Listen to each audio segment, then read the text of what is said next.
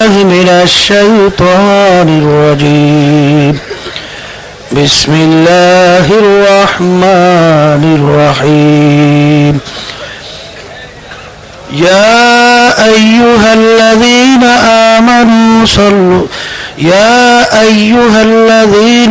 آمنوا اذكروا الله ذكرا كثيرا وسبحوه بكرة وأصيلا صدق الله العلي العظيم। শুকরিয়া আদায় করতেছি মহান রব্বুল আলামিনের দরবারে। রব্বুল আলামিন আপনাকে আমাকে তার ফরজ হুকুম ফজরের নামাজ আদায় করার পরে ফাল্গুন মাসের মাহফিলের দ্বিতীয় দিন প্রথম বৈঠকে আল্লাহ বসার তৌফিক দান করলেন। শুকরিয়া তান সবাই বলি আলহামদুলিল্লাহ। আল্লাহ বান্দাদেরকে যেভাবে রাখে ওইভাবে শুকরিয়া আদায় করাই হইল বান্দার কাজ। যাই হোক,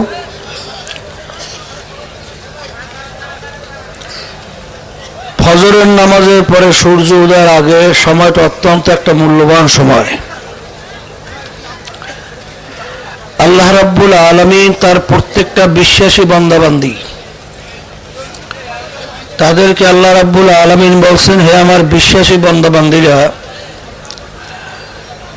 তোমরা আমার জিকির মানে স্মরণ বেশি বেশি পরিমাণে করো, বিশেষ করে ভোরে বৈকালে এই দুইটা সময় আমার তাসবিহ এবং তাহলিল আদায় করো। সবাই বলে সুবহানাল্লাহ। এখানে আল্লাহ রাব্বুল আলামিন আমাদেরকে তার জিকির বেশি করার জন্য বলছেন, কোনো সীমা সংখ্যা বলেন নাই। আল্লাহ রাসূল সাল্লাল্লাহু আলাইহি ওয়াসাল্লাম একটা সীমা বলছেন, আকসিরু যিকরাল্লাহি হাত্তা ইয়াকুলু মাজনুন। হে আমার উম্মতেরা, তোমরা এই পরিমাণ আল্লাহর জিকির বেশি করো, দুনিয়াদাররা তোমাদেরকে দেখে যেন পাগল বলে। আল্লামা জাকারিয়া সাহেব রহমাতুল্লাহি আলাইহি এই হাদিসের ব্যাখ্যায় লেখছেন, তাইলে জিকির করা লাগবে একটু জোরে, বেশি চিল্লাইয়ে না, মধ্যম আওয়াজে, আর করা লাগবে বেশি বেশি। কারণ একটু জোরে যদি তুমি আল্লাহর জিকির না করো, দুনিয়াদার তোমাদেরকে দেখা পাগল বলবেও না, আর তোমার জিকিরের হকও আদায় হবে না। তাহলে আল্লাহর জিকির করা লাগবে একটু বেশি, আর করা লাগবে একটু জোরেই। কথা ঠিক না?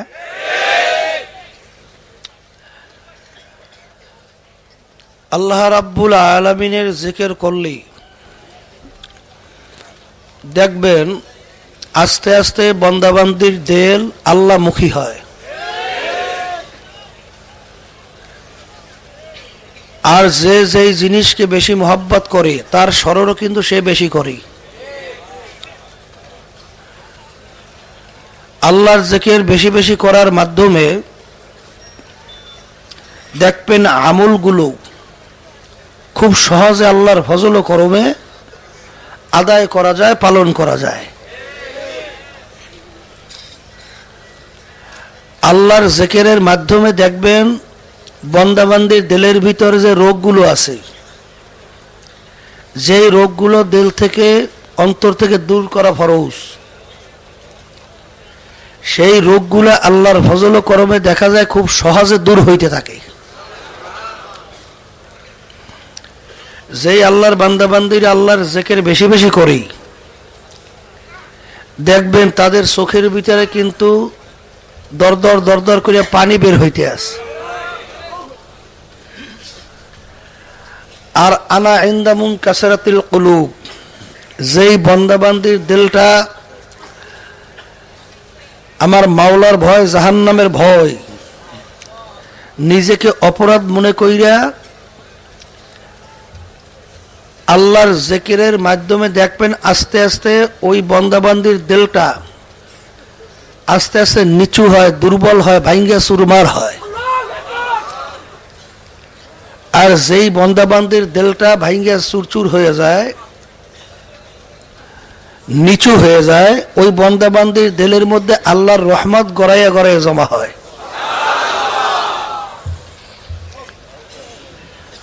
আল্লাহ রাব্বুল আলামিনের জিকিরের মাধ্যমে দেখবেন আল্লামা জাকারিয়া সাহেব রহমাতুল্লাহি আলাইহি যে উপকারিতা লেখছেন, তার ভিতরে একটা উপকার হইল যারা আল্লাহর জিকির বেশি করবে তাদের মউত ঈমান সহকারে হইবে। কারণ কুল্লু ইনাই ইয়াতারাশা বিমা ফিহি, যেই ভান্ডের ভিতরে যা থাকবে কাত করলে কিন্তু তাই পড়বে। লা ইয়াযহালু লিসানুকা রাতবাম মিন যিকরিল্লাহ,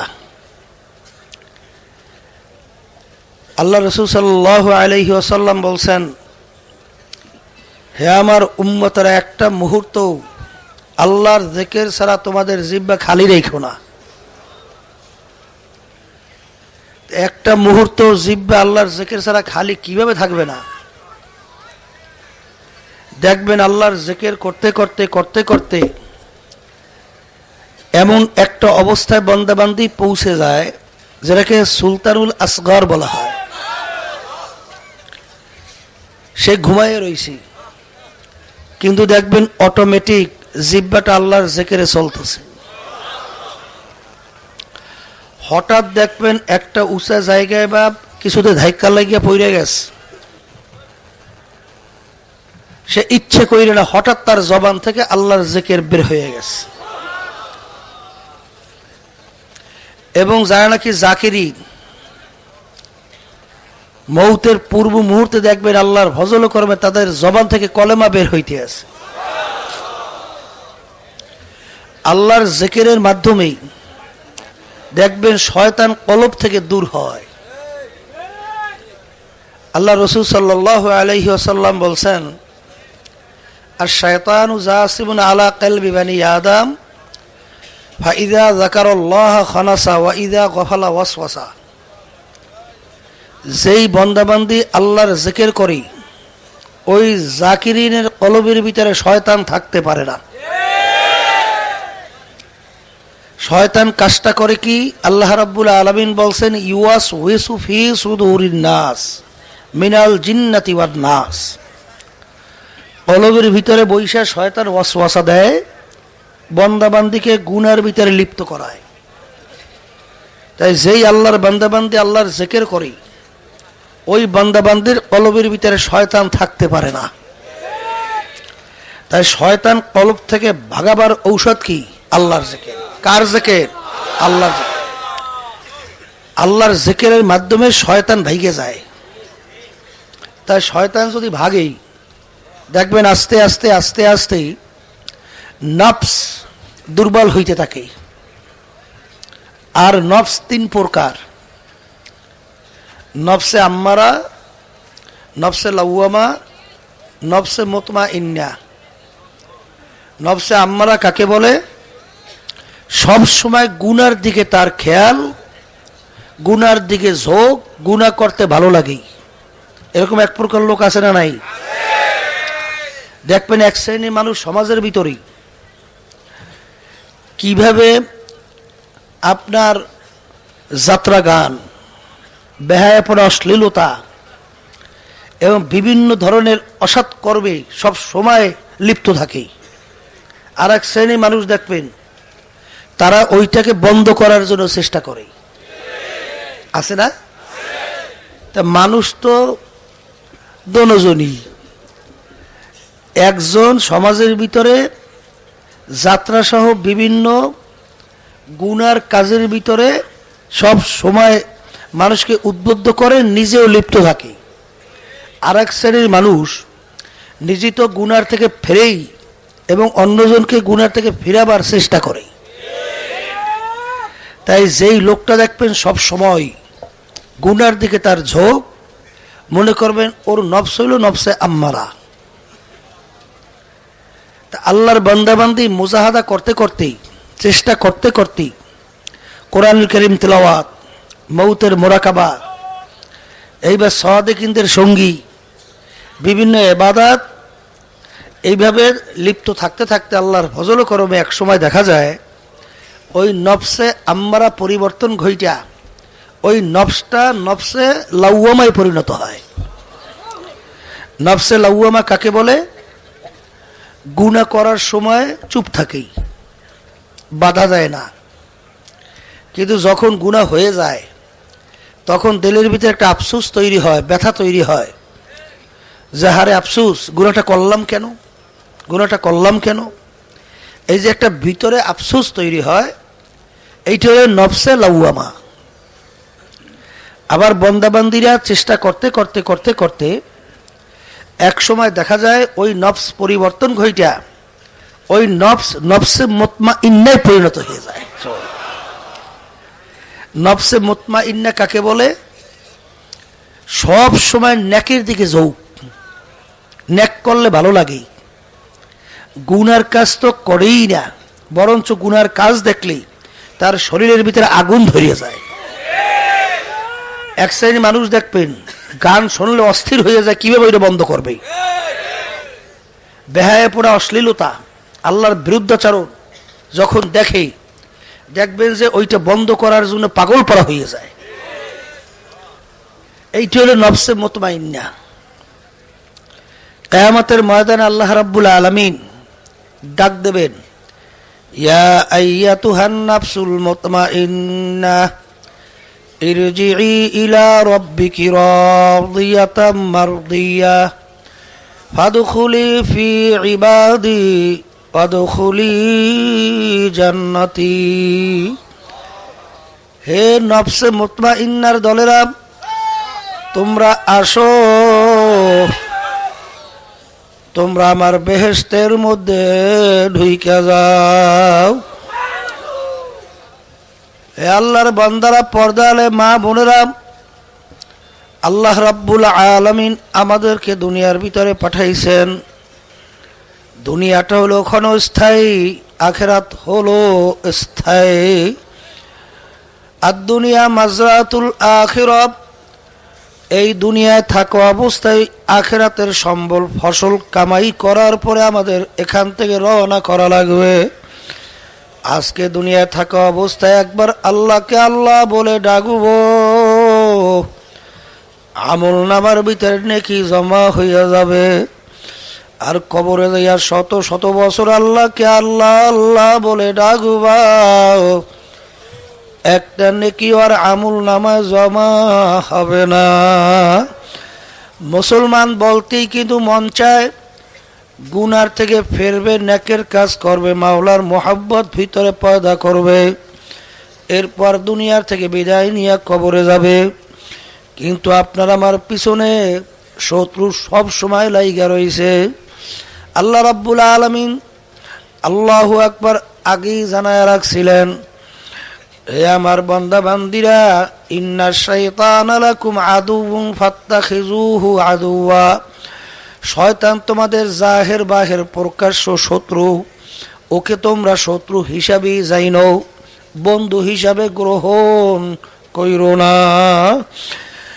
আল্লাহর ওলিরা কোরআন এবং হাদিসের ভিতর থেকে আমরা যেন শয়তান এবং নফস, আল্লাহু আকবার, গুনার থেকে যেন ফিরা নেকের কাজ কইরা মাওলার মোহাব্বত ভিতরে পয়দা কইরা তারপর যেন দুনিয়া থেকে বিদায় নিয়ে কবরে যাইতে পারি। এই জন্য আপনার আমার জন্য বিভিন্ন ধরনের ঔষধের ব্যবস্থা করছে। আমাদের এই তরিকার নাম হলো চিশতিয়া সাবিরিয়া তরিকা। এই তরিকার মুরব্বীর একজন হলেন রশিদ আহমদ গঙ্গোহী রহমাতুল্লাহ আলাইহি। আল্লাহু আকবার। তিনি আমাদের জন্য যেন বান্দাবান্দি ঠিক মতো নেকের কাজ করতে পারে, গুনার থেকে যেন ফিরতে পারে, অন্তরের রোগগুলা যেন দূর কইরা মাওলার মোহাব্বত ভিতরে পয়দা কইরা তারপর যেন দুনিয়ার থেকে বিদায় নিয়ে কবরে যাইতে পারি। আল্লাহর ওলিদের পরামর্শ অনুযায়ী চলার পরে এক আল্লাহর বান্দা বলে, হার তামান্না দিল সে রুখসাত হো গাই, अब तो आजा अब तो खिलवत आ गई। মাবুদ গো, আপনি একটু আমার দিলের দিকে, কলবের দিকে তাকাইয়া দেখেন। আমার কলবের ভিতরে এখন আর কিছু নাই নাই। আমার দিলটা সমস্ত দুনিয়ার মোহাব্বত থেকে, সব কিছু থেকে আমার দিলটাকে এখন খালি করছি। তুমি দয়া মায়া করে এখন তুমি একটু আমার কলবের মধ্যে আসো। তোমার জুদাইর ব্যথা আমার আর সহ্য হয় না। এইভাবে আল্লাহর বান্দা মান্দির আমার মাওলার জিকির করতে করতে করতে করতে করতে করতে এমন একটা অবস্থান বান্দা বান্দির তৈরি হয়ে যায়। উদউনি আস্তাজিব লাকুম, আমার মাওলা বলছেন বান্দা বান্দি আমাকে ডাকো, আমি তোমাদের ডাকের সাড়া দেব।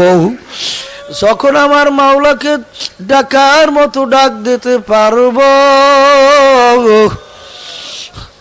আমার মাওলা বান্দা বান্দির জিম্মাদার হইয়া যাবে। ওই বান্দা বান্দির সঙ্গে আমার মাওলার একটা সম্পর্ক তৈরি হয়ে যাবে। আরে তখন ওই বান্দা বান্দির দেখবেন চাল চলন কার্যক্রম, ওই বান্দা বান্দির হারাকাত সাকারাত, যেই কাজে আমার মাওলা খুশি ওই কাজ বান্দা বান্দি করে, যেই কাজে আমার মাওলা বেজার ওই কাজের কাছেও যায় না। দেখবেন আমার দাদাজান বলতেন, আব্বাজানও বলতেন যে বাজানেরা কোনো তর্কাতর্কি বুঝি না, কোনো যুক্তি বুঝি না, একটু তাকাইয়া দেখো আল্লাহর অলিরা যে তোমার আমার জন্য ঔষধের ব্যবস্থা করে গেছেন, তোমার আমার জন্য প্রেসক্রিপশনের ব্যবস্থা করছিল। এই প্রেসক্রিপশন অনুযায়ী কিছুদিন চলার পরে এক আল্লাহর বান্দা বান্দি আগে ছিল দুনিয়ামুখী, এখন হয়ে গেছে আল্লাহমুখী। আগে সব সময় গুনার কাজের দিকে তার ঝোঁক ছিল, সব সময় তার গুনার কাজ করতে ভালো লাগতো। এখন তার কাছে গুনার কাজ ছাইরা নেকের কাজ করতে ভালো লাগে। আগে নামাজ পড়তো না, এখন তার নামাজ ভালো লাগে। আরে আগে বিভিন্ন হারামের ভিতরে লিপ্ত ছিল, এখন আল্লাহর ফজল ও করমে হারাম থেকে বাইচা গেছে। এই চরমনায়ের ময়দানে আসার পরে এক আল্লাহর বান্দা পুরাপুরি আমার মাওলা তাকে দিনের বুঝ দান করলো। আল্লাহু আকবার। এখন বাড়ি যাইয়া বিভিন্ন ধরনের আগে পরে চাকরির মাধ্যমে ঘুষ খাইয়া বিভিন্ন হারাম উপায়ে সম্পদ উপার্জন করছিল, সমস্ত সম্পদ আল্লাহর রাস্তায় দান করলো এবং সাধ্য অনুযায়ী যে জায়গা থেকে যেখান থেকে আল্লাহু আকবার ক্ষতিগ্রস্ত বিভিন্ন কায়দায় যার যার ক্ষতি করছিল সেইগুলো আস্তে আস্তে ফেরত দেওয়া শুরু করলো। আগে তার বুঝ ছিল না, এমন বুঝ আমার মাওলা দান করছে। তখন ওই আল্লাহর বান্দাবান্দির জন্য দিনের পথে চলা সহজ হয়ে গেছে। এই জন্য আমার ভাইদেরকে বলবো, পর্দা আলে মা বোনদেরকে বলবো, আমার আব্বাজান প্রায় বলতেন বাজানেরা কোনো যুক্তি বুঝি না, বিভিন্ন ধরনের কোনো অত কথা বুঝি না, আমাদের কথা হইলো গুনার থেকে ফেরা লাগবে, আমার মাওলার হুকুম অনুযায়ী নিজের জীবনকে চালাইয়া দুনিয়া থেকে বিদায় নিয়ে কবরে যাওয়া লাগবে। এই কলবের ভিতরে আমার মাওলার মোহাব্বত জমাইয়া দুনিয়ার মোহাব্বত কমাইয়া আমার মাওলাকে রাজি খুশি কইরা দুনিয়া থেকে বিদায় নিয়ে কবরে যাওয়া লাগবে। কিন্তু আমরা চলি দুনিয়ার মধ্যে, দুনিয়ার কিছু মোহাব্বত তোমার আমার কলবের মধ্যে উঠতেই চাবে। এই জন্যই দেখবেন নৌকাওয়ালা নৌকা বানাইলে নৌকার ভিতরে একটা সেচের ব্যবস্থা থাকে। ওই যখন নাকি পানির নৌকার ডরার ভিতরে পানি জমা যায়, ওই ডুরি দিয়া পানি ফালাইয়া দেয়, যেই নৌকা সেই নৌকা হইয়া যায়। দেখবেন এর জন্য স্টিল বোট যদি কেউ লঞ্চ বা জাহাজ তৈরি করে তার ভিতরেও একটা সেচের ব্যবস্থা থাকে, কারণ কিছু না কিছু পানি জমতেই চাইবে। কিন্তু মাঝি নৌকা চলবে নদীর মধ্যে পানির মধ্যে, কিন্তু লক্ষ্য রাখা লাগবে ওই নৌকার ভিতরে যেন পানি জমতে না পারে। কেউ যদি মনে করো নৌকা তো পানি ছাড়া চলতেই পারে না, দেখি আমার নৌকাটা নিচ থেকে একটু ছিদ্র কইরা দেই, দেখবেন আস্তে আস্তে নৌকা সহ তোমাকে সহ তলাইয়া তোমাকে ধ্বংস কইরা দেবে। এই জন্য চলা লাগবে নৌকা পানির ভিতরে, সতর্ক থাকা লাগবে যেন নৌকার ভিতরে পানি না ওঠে। এই জন্য দেখবেন মাঝিরা কিন্তু নৌকার পানি জমলে ফেলাইয়া দেওয়ার বিভিন্ন ধরনের ব্যবস্থাপনা কইরা রাখে। এ আল্লাহর বান্দা বান্দিরা, আমরা চলি দুনিয়ার মধ্যে, এই দুনিয়ার মোহাব্বত তোমার আবার কলবের ভিতরে বসতে হিসাবে, দুনিয়ার মোহাব্বত তোমার আমার কলবের ভিতরে উঠতে চাবে। এই জন্য আল্লাহ রাব্বুল আলামিন বলছেন, আমার বান্দা বান্দিরা সকাল সন্ধ্যায় বসে একটু আমার জিকির করো।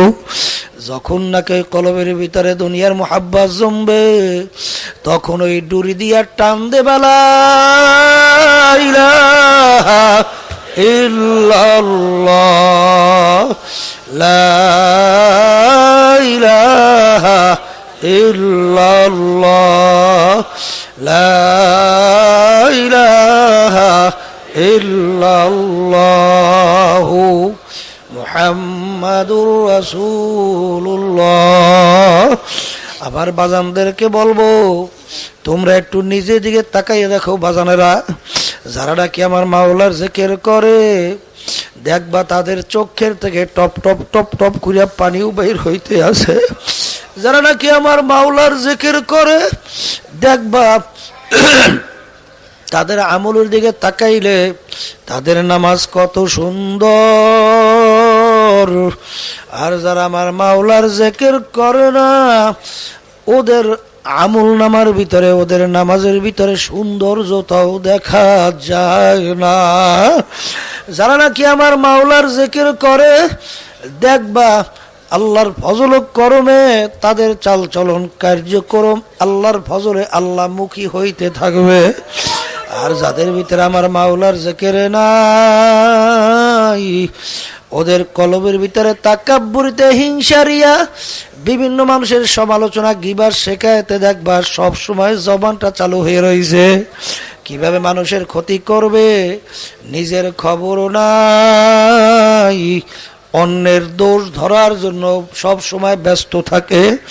আলী রাদিয়াল্লাহু তাআলা আনহু বলছিলেন তার দুই সন্তান হাসান হোসাইন রাদিয়াল্লাহু তাআলা আনহুমাকে, বাবা হাসান হোসাইন, নিজের দোষ তালাশ করো, সংশোধন করো, দেখবা সংশোধন করতে না করতে আর একটা দোষ চলে আসবে। ওইটা সংশোধন করতে না করতে দেখবা আর একটা রোগ চলে আসবে। দেখ পৈর সংশোধন করতে না করতে আর একটা দোষ চলে আসবে। এরকম করতে করতে দেখবা একদিন বাড়ির দরজা আজরাইল এসে হাজির হইয়া যাবে। আরে নিজের দোষ তালাশ কইরে শেষ করতে পারবা না, অন্যের দোষ তালাশ করবা কখন? অনেক চরমনায়ের মুজাহিদদেরকে শোনা যায় নিজের দোষের কোনো শেষ নাই, কিন্তু অন্যজনার দোষ নিয়ে সবসময় চর্চা, অন্যজনার দোষ সবসময় অন্যের কাছে আলোচনা। ও আল্লাহর বান্দারা, পর্দালে মা বোনেরা, তোমার নিজের তো অপরাধের কোনো শেষ নাই, তুমি অন্যর দোষ কখন দেখো? মান আরাফা নাফসাহু ফাকাদ আরাফা রাব্বাহ, যে নিজের নফসকে নিজে চিনতে পারবে সে আমার মাওলার পরিচয় পাইয়া যাবে। এই জন্য আমার ভাইদেরকে বলো, পর্দালে মা বোনদেরকে বলবো, যারা আমার মাওলার জিকির করে তাদের চোখেও কিন্তু দেখবেন পানি আসতে থাকবে। আর পানি এমন এক মহামূল্যবান সম্পদ।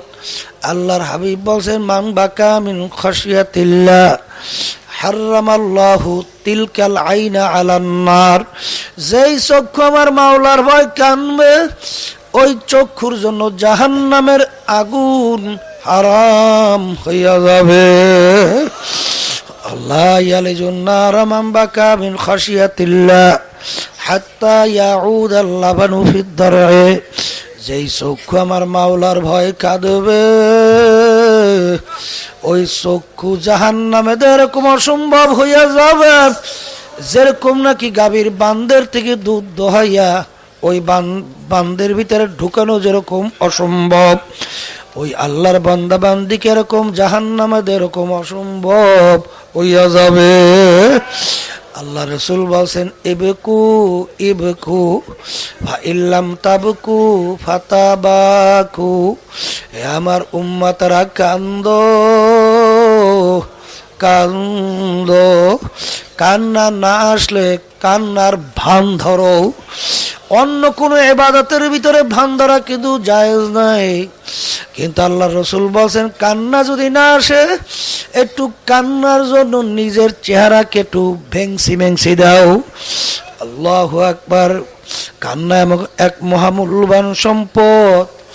আল্লাহর হাবিব বলছেন আল্লাহু আকবার আল্লাহু আকবার, যে কান্দা কান্দ,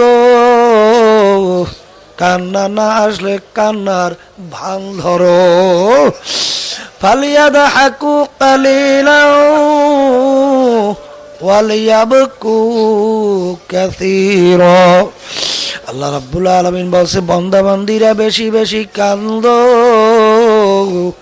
কম কম হাসো। আল্লাহ ও আল্লাহর বান্দারা, পর্দা আলে মা বোনেরা, আল্লাহর হাবিব সাল্লাল্লাহু আলাইহি ওয়াসাল্লাম অনেক সময় এমন ভাবে কাঁদতেন, হাদিসের ভিতর সে কান্নাহু তল্লুন, মনে হয় যেন হালকা বৃষ্টি পড়তে আছে।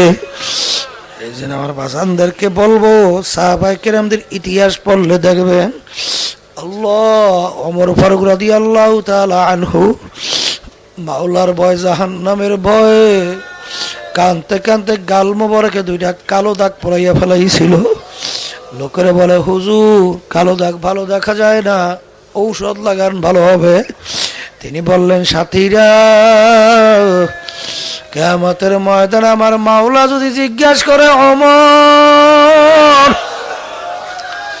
কি আমল তুমি আমার দরবারে নিয়ে আসছো, এমন কোন আমল আমি করতে পারি নাই যে আমল আমি মাওলার দরবারে দাঁড় করব। শুধু বলবো মাবুদ গো, অন্য কোনো আমল আনতে পারি নাই, শুধু তোমার ভয় জাহান্নামের ভয়। কানতে কানতে গালে দুইটা কালো দাগ পরে নিয়ে আসছি, আর কোনো আমল আনতে পারি নাই। বাজানেরা, ওসমান গনি রাদিয়াল্লাহু তাআলা আনহু হারে কবর দেখলে অনেক সময় এমন ভাবে কাঁদতেন, হারে অনেক সময় দাঁড়ানো অবস্থায় ঠাস করে বইসা পড়ত।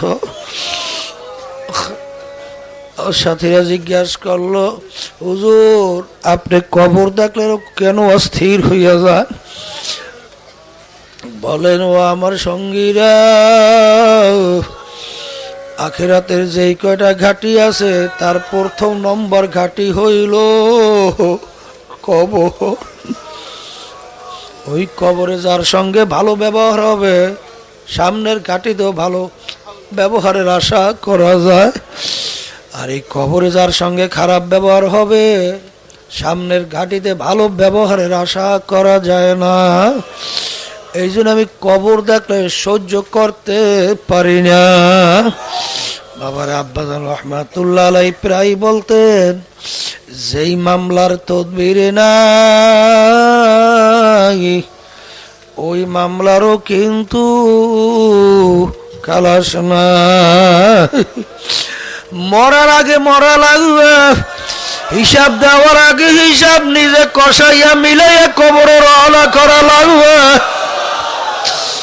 যেই মামলার তদবির নাই ওই মামলারও কিন্তু খালাস নাই।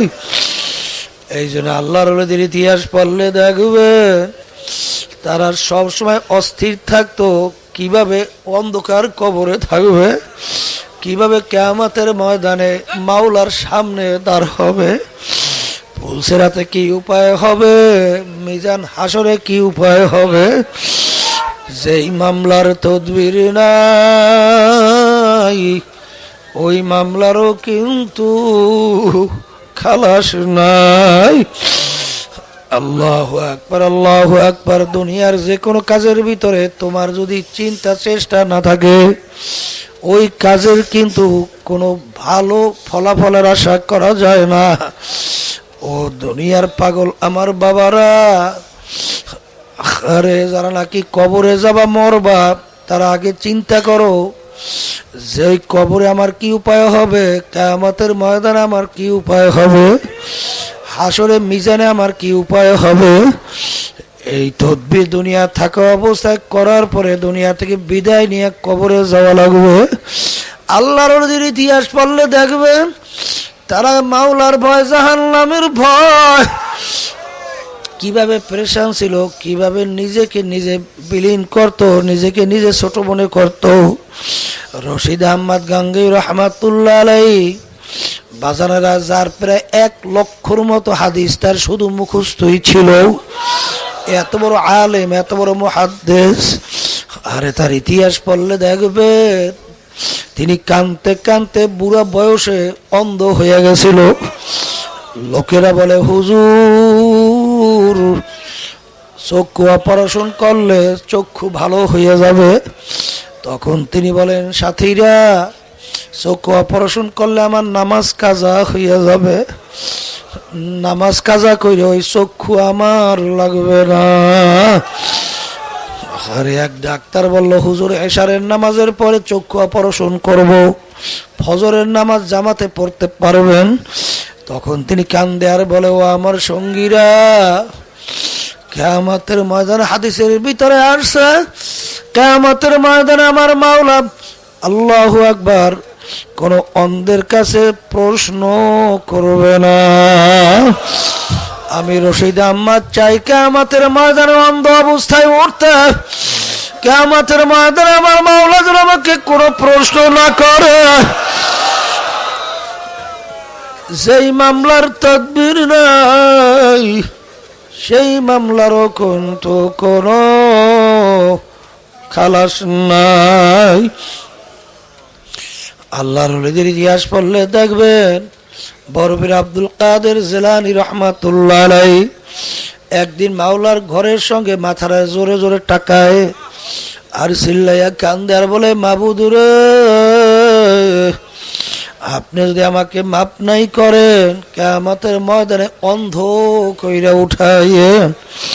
কারণ দুনিয়ার মানুষ আমাকে বলছে বড় পীর সাহেব, আর কিয়ামতের ময়দানে যদি জাহান্নামের শিকল হাতে পায়ে লাগে, একটু আযাব, অন্যদিকে লজ্জা আর লজ্জা। আপনি আমাকে কিয়ামতের ময়দানে অন্ধ কইরা উঠাইয়ে। আল্লাহর ওলিদের ইতিহাস পড়লে দেখবে আমার দাদাজান রহমাতুল্লাহ আলাইহি আমাদের পাশে ঘুমাইয়া আছে।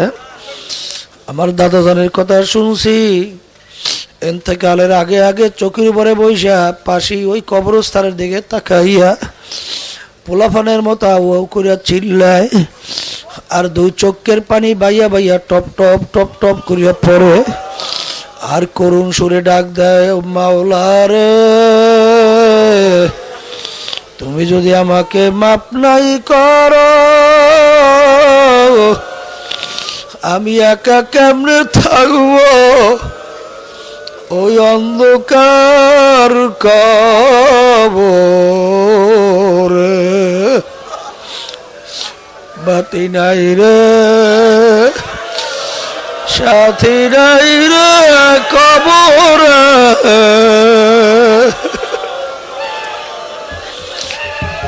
ও আমার বড় লোক বাবারা, ও আমার পর্দার আড়ালের মা বোনেরা, কোন দুনিয়ার পিছনে পড়ছেন, কোন আরামের পিছনে পড়ছে, একটু মাঝে মধ্যে মুরাকাবা করেন।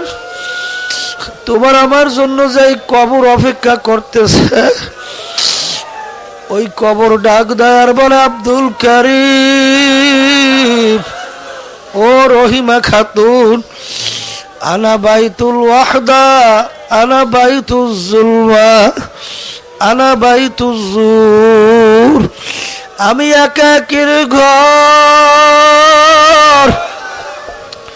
আমি অন্ধকারের ঘর, আমি পোকা মাকড়ের ঘর,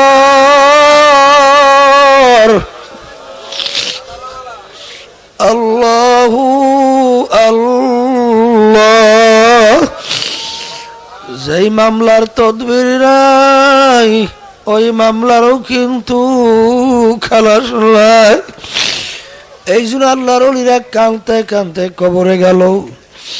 আমার বাজানদেরকে বলবো, পর্দা আলে মা বোনদেরকে বলবো, আর দুনিয়া মাজরাতুল আখিরা, এই দুনিয়াটা হলো আখিরাত ফসল কামাই করার জায়গা।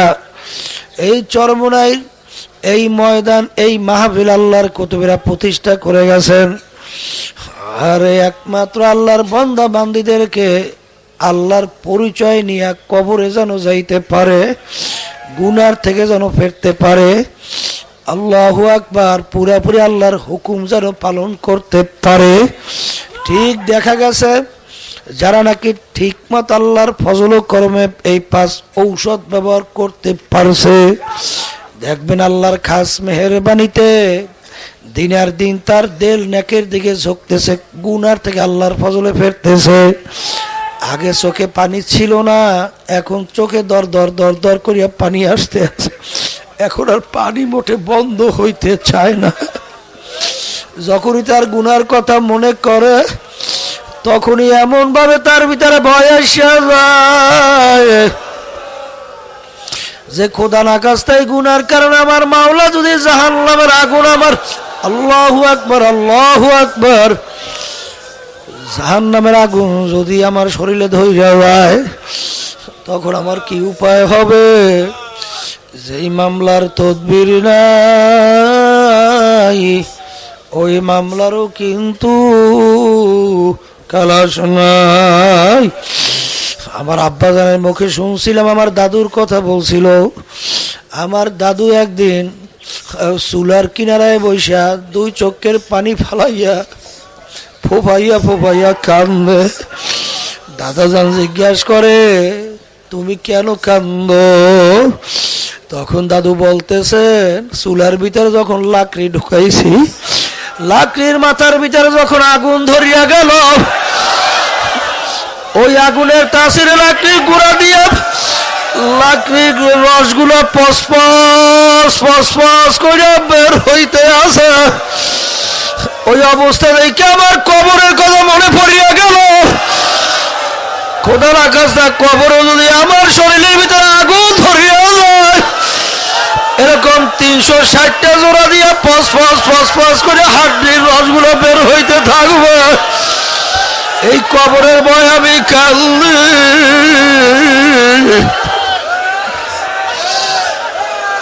যেই মামলার তদবির নাই ওই মামলারও কিন্তু খালাস নাই। ও আল্লাহর বান্দারা, কবরের যাত্রীরা, বাবরে দুনিয়া কিন্তু ক্ষণস্থায়ী, দেখতে না দেখতে শেষ হইয়া যায়। এই ফজরের নামাজের পরেও আমার ভাই আসছিল মাহফিলে, জানাজা নামাজ পড়াইয়া বিদায় দিয়া দিল, আর কোনদিন আসবে না। এই যে দুনিয়া থেকে বিদায় নিয়ে গেল, খবর হয়ে গেল নাই নাই আর কোনদিন আসবে না। চিরতরে দুনিয়ার বাতি নেই গেল, আর কোনদিন আসবে না। ও মুসাফির বান্দ গাঠুরি বহুদূর ঠিকানা, আজ বিজানা কাল বিজানা কবর আখের ঠিকানা। ফাসাও ফাতার ইদিন কাশাফাল গুবারো আফারাসুন তাহতার জিলকা মেহমারো। যেই মামলার তদবির নাই ওই মামলারও কিন্তু খালাস নাই। একদিন ফজরের পরে খাদিজাতুল কুবরা রাদিয়াল্লাহু তাআলা আনহা ফুফাইয়া ফুফাইয়া দু চোখের পানি ফেলাইয়া কান্দে। ফাতেমা রাদিয়াল্লাহু তাআলা আনহা আল্লাহ রাসূলকে বলেন, আব্বাজান আম্মাজান কান্দে। আল্লাহর হাবিব যাইয়া বলেন, খাদিজা তুমি কেন কান্দো? কলে, ইয়া রাসূলুল্লাহ, ইয়া হাবিবাল্লাহ, দুনিয়ার ভিতরে আমি খাদিজা যদি কোনো বিপদের মধ্যে পড়ে যায়, আমাকে উদ্ধারের জন্য, বিপদ থেকে বাঁচাবার জন্য আপনি দৌড়ে আসেন, আমার মেয়ে ফাতেমা দৌড়ে আসে, অন্য অন্য আত্মীয় স্বজন দৌড়ে আসে। ইয়া রাসূলুল্লাহ, ইয়া হাবিবাল্লাহ, আজকে দুনিয়ার ভিতরে আমার সবাই দৌড়ে বিপদ উদ্ধারের জন্য আসে, কিন্তু আমি খাদিজা যদি কবরের ভিতরে বিপদে পড়ে যায়,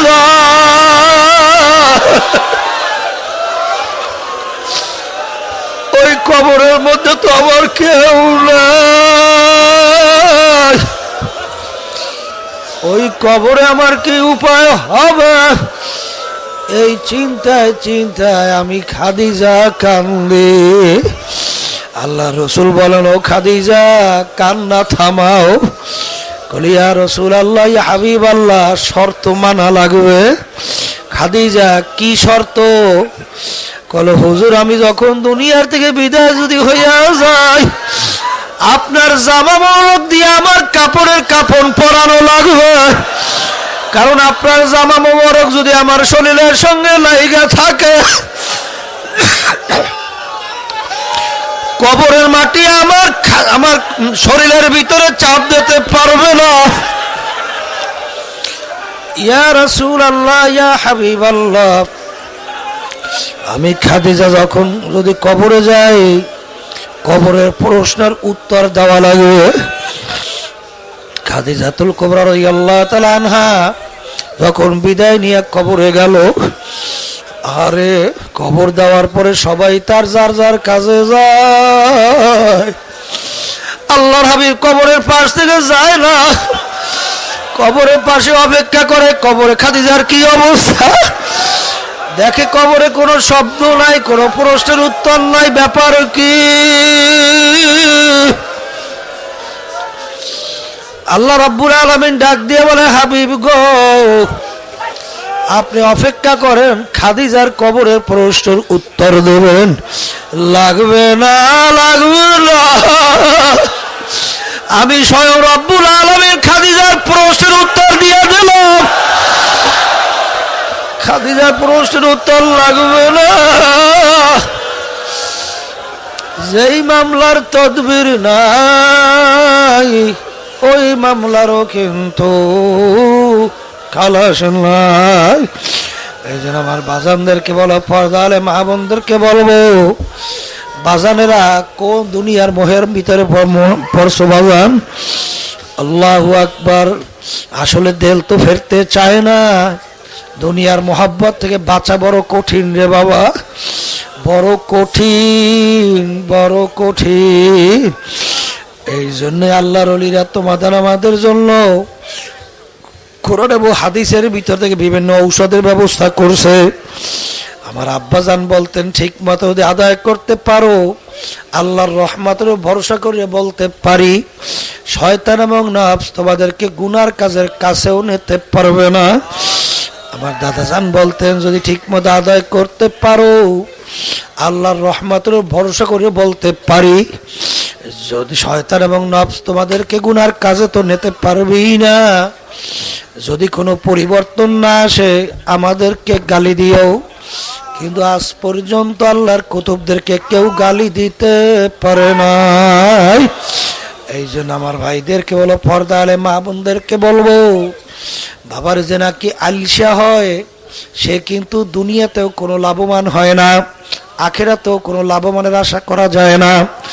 যারা নাকি আলসামি কইরা ঠিক মতো দুই বেলা আমার মাওলার জিকির করেন না, তাইলে কিন্তু দেখবেন আস্তে আস্তে আস্তে আস্তে শয়তান কিন্তু কলবের ভিতরে বৈশা জায়গা কইরা নেবে এবং নফসের ভিতরে ধোকা দিয়া গুনার ভিতরে লিপ্ত করাইবে।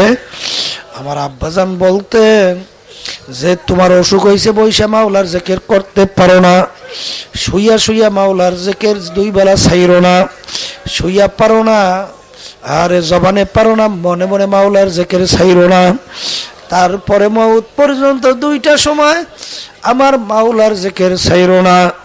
2 নম্বর ঔষধ, আল্লাহর ওলিদের কিতাব পড়া লাগবে, নিজে পড়তে না জানলে অন্যের দ্বারা পড়াইয়া শোনা লাগবে। আল্লাহর ওলিদের কিতাব পড়লে এক পর্যায়ে আল্লাহর ওলিদের সঙ্গে রুহানি একটা সম্পর্ক তৈরি হয়ে যায়। ওই কথার একটা তাসির ভিতরে চোখতে থাকে। মহিলাদের জন্য এই 2 ঔষধ, সকাল সন্ধ্যা আল্লাহর জিকির, আল্লাহর ওলিদের কিতাব পড়া। 3 নম্বর ঔষধ, সাপ্তাহিক হালকা জায়গায় তালিমে থাকা লাগবে। 4 নম্বর ঔষধ, মাসিক ইস্তেমায় কষ্ট করে সব গুজারি থাকা লাগবে। 5 নম্বর ঔষধ, চরমনাইতেই মাহফিল, বাবারে ব্যাটারি চার্জ, এখানে না আসলে বোঝা যায় না। দেখবেন এই মাঠে আসার পরই আল্লাহর ফজল ও করমে এই মাঠের ভিতরে আল্লাহ এমন একটা তাসির রাখছে, এখানে না বসলে বোঝানো যায় না। এখন আমরা সবাই অল্প সময়ের জন্য খেয়াল সহকারে আমার মাওলার জিকির করব। যখন লা ইলাহা ইল্লাল্লাহ জিকির করব, জবানে বলবো লা ইলাহা ইল্লাল্লাহ, দিলে দিলে মানা খেয়াল করবো আল্লাহ বাদে কেহ মাবুদ নাই।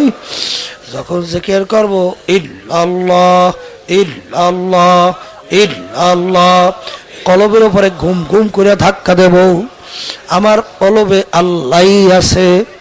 যখন জিকির করব আল্লাহ আল্লাহ আল্লাহ, খেয়াল করুন নাক এবং কপালের মাঝখানে ঠালা জায়গা, সেই আমার মাওলা বলতেছেন, বান্দা আমাকে বলাও লা ইলাহা ইল্লাল্লাহ।